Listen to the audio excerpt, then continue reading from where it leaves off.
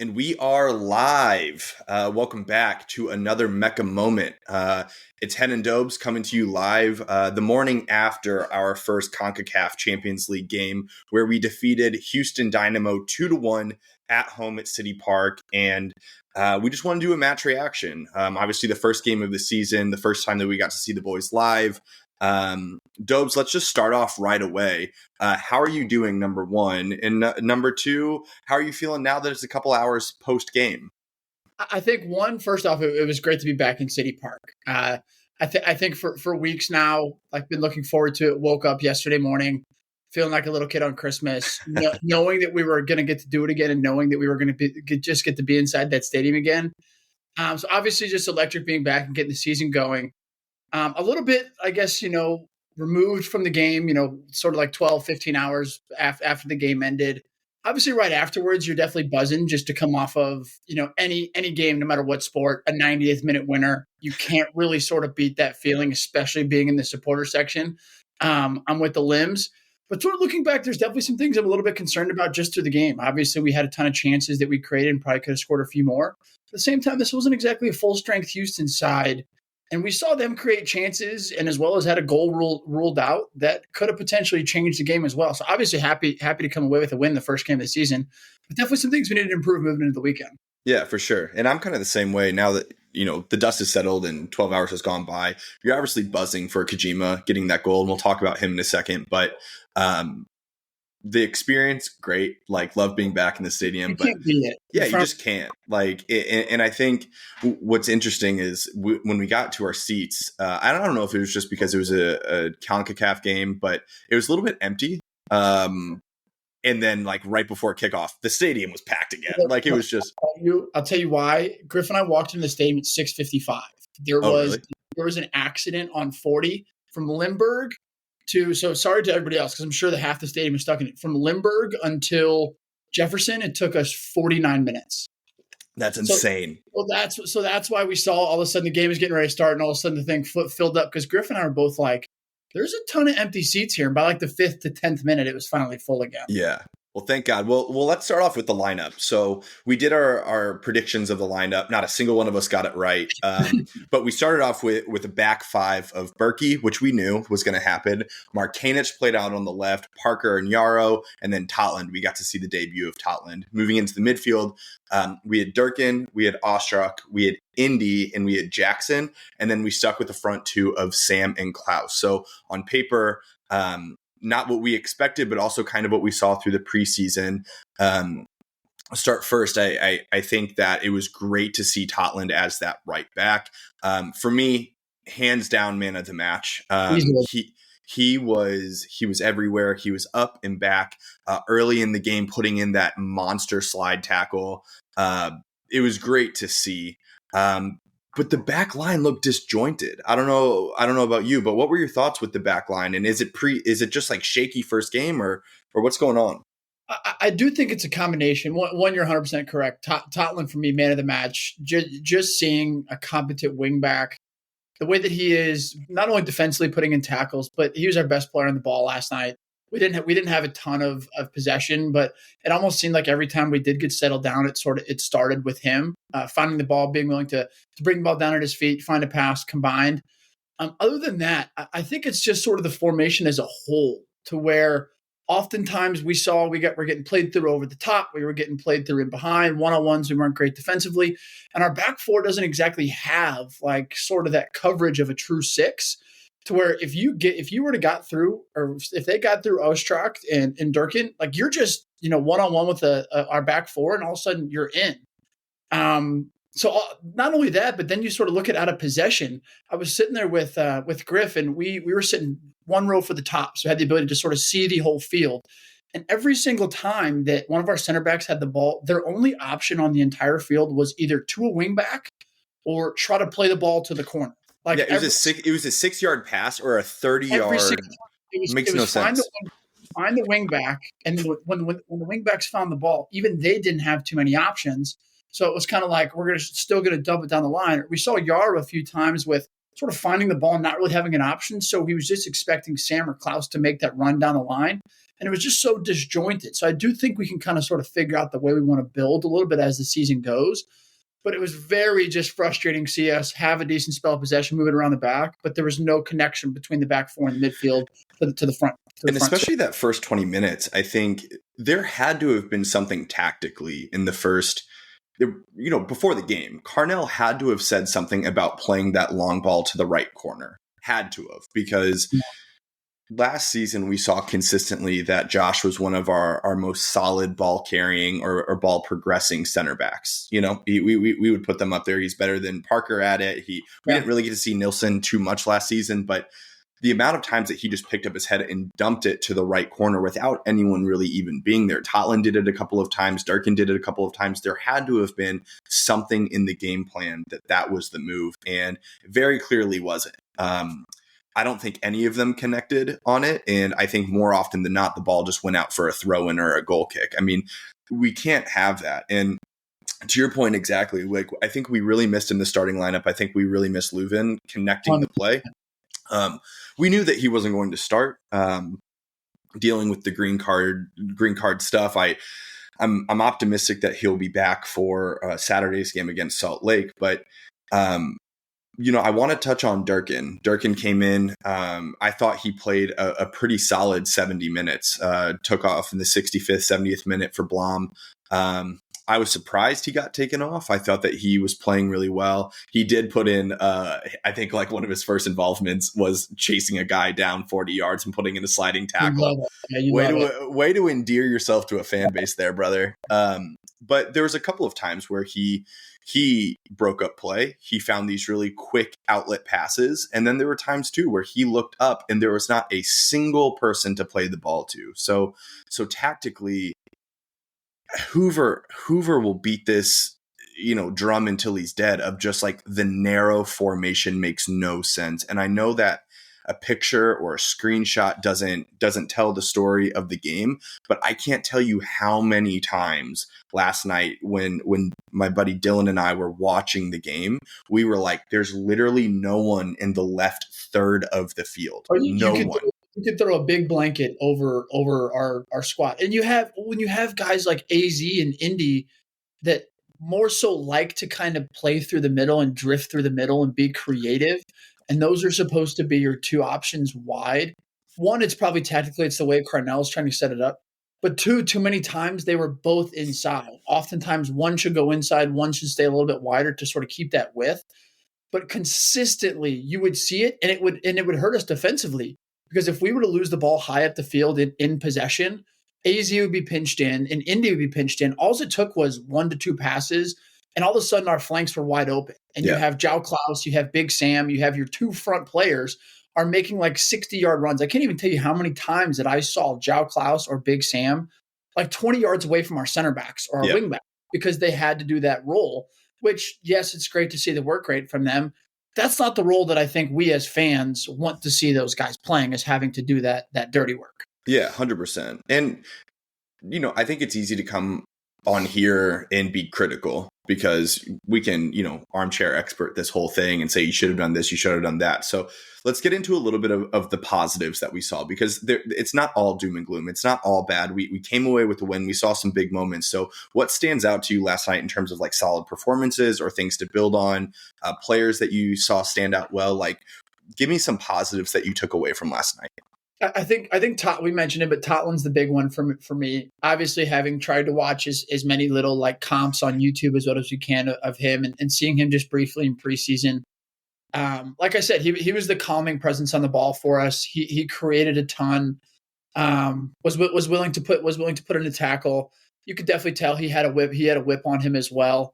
I think another one you have to give credit. Durkin's another one.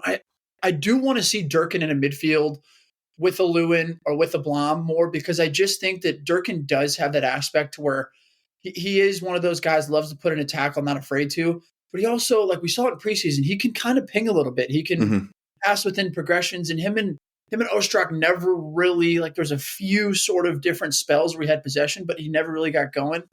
And then, the front two, it's hard to compliment them, I guess, because we didn't really have, I guess a ton created from like buildup, but Klaus should have scored on that one chance. And I have to give Big Sam credit, even though, he didn't really necessarily do a ton in hold up play and, 1 and 2 touch passing and build up. He hit the post twice and it was almost out of nothing. And the players that, can sort of create that chance out of nothing are going to be important. And he should have scored, I think, on one of them at least. But, positives, I think for me, you also have to go with Kijima. Mm-hmm. Like, have to. What a debut. Since I watched him in the first preseason game, kid was officially signed yesterday, came on in the 86th minute. Like, you student of the game, you want to be able to make your mark no matter if it's a tackle, no matter if it's a goal, no matter what it is. It's like you want to let the fans know that you're here to stay. And he did that. He came onto the game. You could instantly see him sort of with the hands, like it's 1-1, like let's go, boys. And then from there, a tackle in the box and a finish and a knee side in the corner. And, all of a sudden he's a professional. His professional career. Yeah, and you're a legend. You're a legend. Yeah, a legend. It's like that. So, I mean, a few positives, but I think overall there's still a couple worrying points, but definitely some positives to take. Yeah, and I think winning ugly, 3 points is 3 points. How many times have we said that, on this podcast? And in the group stage of a CONCACAF Champions League, does this game give me the confidence that we're going to go and win the league? Absolutely not. But 3 points is 3 points. You touched on Durkin, you touched on Totland. I'll give Kijima his flowers as well. Kijima, I don't know why you would be, but if you're listening to this podcast, respond to your DMs, bro. I reached out to him midday yesterday because after we got the signing, after he officially signed, I went through his Twitter and looked at him, and the guy's he's a footy nerd. He's like our kind of guy. He's like retweeting tactical breakdowns of games. He's looking at stats and analysis. Like, he's one of us. Truly, he's one of us. Yeah. And so I sent him a little DM to be on the pod. And then, of course, he goes on and scores the game winner last night. I'm sure his DMs are flooded. But I think one of the things that stands out to me most about him is we watched Ostruck play that position for 86 minutes or however long 70 minutes, whatever it was, and was a ghost. The entire game was a ghost. And then Kijima walks on the field, moves Blom out of the position, literally pushes him out of position, saying, get anywhere else. And then he goes on and obviously does what he does. If he doesn't get that game winner, are we talking about him today like that? I don't know. I think we're saying good for him to get the minutes, but we'd be remiss not to mention the fact that he scores that game winner and does tell the crowd, hey, I'm here, knee slides, unreal, legend. Moving on to the cons, some worrying aspects. I'll start off with the front two before I throw it to you. We mentioned in our preseason preview, the front two does not work. And I will beat this drum as much as I can. Sam and Klaus together do not work. And perhaps it's a product of the way that we want to play. And we mentioned earlier that we're just trying to dump balls to the corner, and it's just not doing it. But those two, they don't combine. It's literally like they're isolated nines trying to play with the rest of the team, but together they don't do anything. Yes, Sam hit the post twice, and I think people will get distracted by that and think that was a good performance, or think that, he brought something to the game. And granted, that ball's 2 inches to the right and it goes in, he's the hero of the game. But those two just don't work together, and they're so incredibly disjointed that if we think as fans that that's what's going to bring us success this season, I think that I think we're in for a long season. I think, and it's not only offensively for me, because so much of it seemed like we were relying on a deep ball from one of our center backs or a wing back or Berkey, and just one of the big guys to flick it on and somebody to run it onto. It never really worked in terms of out of possession finding somebody. But I think more concerning to me is sort of the defensive shape that we took with this 4-4-2. When we're pressing up the field, we saw a ton of times where we did win the ball back higher up the field. AZ's work rate, Klaus's work rate. But the concerning aspect to me is once that sort of Houston got a little bit of a spell of possession, they could knock the ball around the back four. It took one pass for them to beat the line of our front two. You have Big Sam and you have obviously Klaus, who were two guys who are kind of used to being as a lone nine, I would say. And one of them is having to sort of do that role of dropping as a 10 defensively. But these guys, and this isn't like a fitness thing. It's just more so like they're not guys that like have a crazy amount of stamina that can just run for 90 minutes. And Klaus will do it. We saw him put in a couple tackles a few different moments, but in that role, you kind of need somebody to be able to be in that 10 spot defensively to make it tough to play through. Because Griff and I were sitting there watching the game, and it took 2 passes, and all of a sudden they beat the lines. Like they beat the lines, and all of a sudden they were combining, and then you have the sort of narrow of our wingers, and all of a sudden it was one pass out wide, and they're coming down our wing with not necessarily a potential chance. Then you see center backs have to get stretched to recover, and it was just 1, 2, 3 passes that made that happen. And that's that 4-4-2 that I think you have to be willing to sort of make an adjustment. And yes, we got later into the game, and the formation didn't really change, but I think just introducing fresh legs gave us some more, I guess, like oomph in the midfield, if you want to say. But it's concerning when you look at trying to play a team like LAFC or even a Sporting or teams that will play that can possess the ball. We will get just played through like crazy. Mm-hmm. This is a Dynamo team that's missing a ton of guys that even made us look pedestrian in multiple moments during that game last night. They didn't necessarily capitalize, but they very well could have. And the one moment they did get a break, they did end up tying the game, and all of a sudden it's bang bang. It's like it should be 4-1. Instead it's 1-1, and you're struggling through a game. So I think the formation and the way that we're pressed high up the field, it works. But the moment that they beat that first line and we try to sit in a 4-4-2, it's very easy to play through us. Yeah, the goal that happened, their goal, we missed 2 tackles leading 2 of them. And the only bad thing you can say about Totland kind of the whole game was the tackle he put in, but one of Markanovic or him the winning. That's the thing. And what's weird is we saw the slide tackle earlier in the game that it was a perfect slide tackle from him. It was a European slide tackle. It was literally everything that you want. And I do back him that if he puts in that tackle at the halfway line 10 times, he connects 8 of them. It just is what it is. But from a soccer IQ perspective, Markanic comes in as that second tackle. You got to draw the foul or you got to connect with the ball. Clear him out. Take a yellow, walk is back. What it is. It just is what it is. It's the soccer IQ. And perhaps that's where it's the first season of the game, or they're a little rusty from last season. I don't know, but you got to figure that out. To your point, you brought up a good comp with LAFC. Dynamo broke away on one chance, just cleared the lines and broke through, scored. And LAFC's like unbelievable on the counter. A lot of teams are great on the counter. It's 4-4-2 isn't going to work. I want to ask your opinion on someone that we actually didn't hit on too much on the preseason preview, but Vasilev. He started the game. He kind of got banged around a little bit, maybe broke his wrist last night. We don't know. We'll find out later this week. But what's your thought on not only his performance last night, but is he going to be one of the guys that's an influential member of the team this season, or good backup? What are your thoughts? I love Indy because I think he's a great player out of possession. I think he combined, as you saw last night with the set piece for the Parker goal, him like waving Carnell off to not bring Blom in so he could hit that perfect set piece. I'm just not sure where he should play. Yeah, I think is the thing, because to me he's not an out winger. He's not exactly like the paciest guy in the world to where he can just straight up touch a ball around somebody and get by him. But I think he has that ability to where if you put him in a situation in the midfield where he's playing with guys who are great on the ball, like he's a guy that I think can combine and make us dangerous with some wingers. But I think the thing is, I'm not really sure where to use him. Obviously, last year we've seen him off the left. We've seen him kind of floating as an 8-10 role. Obviously, we saw him off the right. So I don't really necessarily know where to use him. I think if that's kind of the issue we have with a ton of these guys right now is I think we have a lot of great players. Our depth is I think greater than it was last year.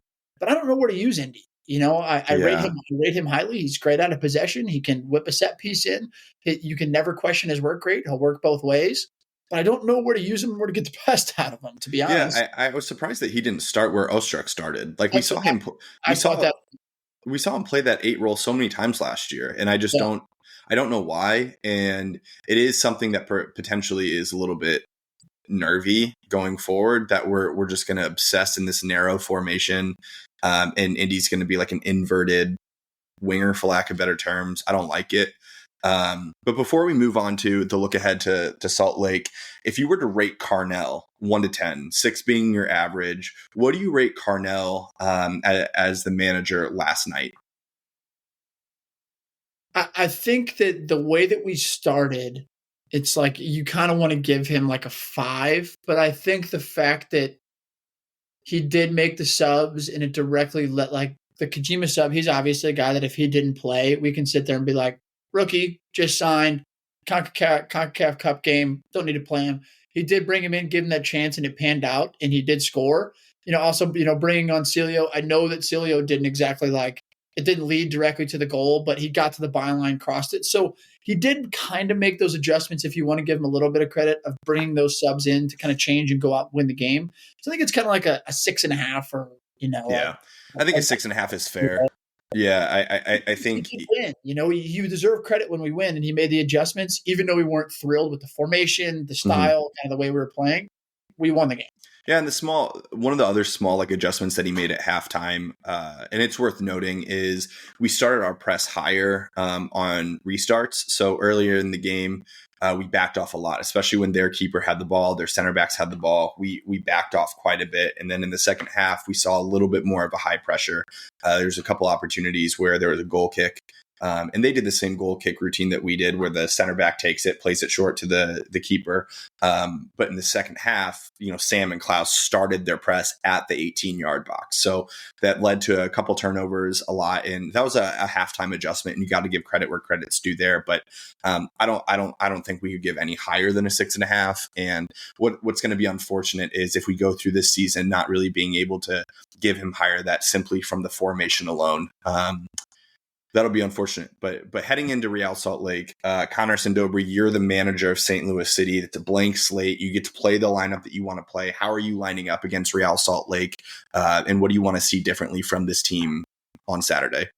A lot of it kind of depends on Nielsen and just where his fitness is. I do think that, and obviously we love Josh. Josh kind of struggled for the first 20, 30 minutes, and then did settle in and end up having a better second half. Depending on Nielsen, it's kind of tough to decide. Obviously, Totland's one of the first names on the team sheet, in my opinion. Guy has to play. I would assume it's probably going to be Yarrow and Parker again. I could see us switching up the left side, potentially bringing Dyer in. Then again, you never really know with Carnell. And then I would love to see, honestly, I'd love to see a combination of either Blom and Durkin or Lewin and Durkin, or however they want to set this up. I guess if we're committed to this 4-4-2, it would probably end up being Blom and Lewin, I guess, if Carnell were just to roll with his, I guess the what he knows. But I would love to see any sort of combination of Durkin and Lewin, or even all three of them, to be honest. Like if we could do a formation of have Blom and Durkin as sort of two deep lying sixes, or Durkin is kind of an 8. I know that we heard Lewin last year say he doesn't necessarily like to play as a 10, but I do think that could be something that we should look into. If we are committed to the 4-4-2, I bet you it's going to be Blom and Lewin. And then out wide, I think it's AZ's going to play.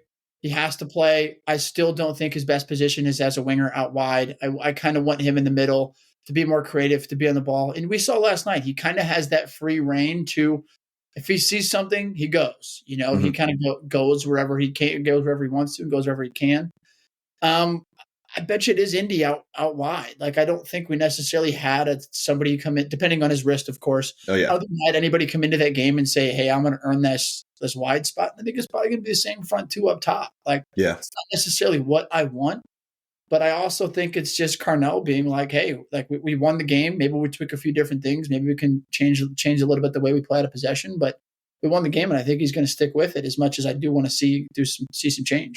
Yeah, I see Leuven for Ostrak as probably the one change that he makes, unless Indy's wrist is broken and they do need to set it for a couple of days before he can wrap it and play. Markanich, I think, did well enough to start again. And the thing is that's nice about this is, like, we actually have depth with Dyer, so it's not like Markanich has to play because all you have is Johnny Nelson, and you know that it's not going to be great. So if the competition can be there with Dyer, I think that's good. But I think Leuven comes in for Ostrak. I think it's just going to happen. But we'll see the formation that we play. And Saturday we go again. I think that, but before we sign off, and I know that, like, we're kind of bringing it back to last night's game, and I know it's definitely going to be a factor coming up into the MLS, but the officiating, man. Holy shit, dude. Dude, the officiating, and not just like The ref last night was horrible. But if I have to sit in a stadium where it takes 7 to 10 minutes to tell me that somebody's offsides, like I don't like. I was sitting next to Griffin. I was like, "Is this what it's like at Old Trafford when they're waiting to see if there's a like this?" Because it was insane. Yeah, like it took five minutes for VAR to clarify if he was offsides. But not only that, dude, it was the missed calls in the middle of the field. It was throw-ins that weren't actually throw-ins. It was all over the field to where you see Lewin come into the game I think he was in the game for 5 minutes without him screaming directly in the referee's face. Just like, so I'm curious, especially with the backup refs this next week, and the officiating is going to be one to watch. It's going to be terrible, and I think the crowd's going to get hostile real quick. But yeah, like to the point, like the first VAR call, I did call it offsides like immediately. Like it was that second. They showed like the kind of bang replay because I think for sure that, by the way, unreal ball across the box. Totally. I knew he was on, so I didn't. There was a flag in front, of course, so I didn't actually get to see the direct like flick on. But then when they showed the replay, instantly, he's like, "Oh yeah, it has to be." Yeah, so there was that. But then like literally the VAR check took anywhere between 5 to 10 minutes. It was greater than 5. It wasn't quite 10. And they add 6 minutes on. So there was that. And then the guy, I think, tore his ACL for Houston completely away from the play. Shout out to that guy. Sorry about it. Got stretchered off. That sucks ass. But then, yeah, we add 6 minutes at the end of the half. And I'm like, that doesn't even account for one of the things that happened. So it's just shambolic. We need, this isn't like a critique on City Park, but the moment that they're reviewing, toss it on the screen. Like, don't wait until we're 5 minutes in to be like they're reviewing something. Because literally we're all sitting there like, is it VAR? Is it not VAR? Like, are we starting? Are we not starting? What are they reviewing? Like, because you couldn't tell. I didn't know there was like a handball or something that may have happened in the box that they're reviewing. I kind of knew nothing. So get that up on the screen, at least let the fans know what's going on.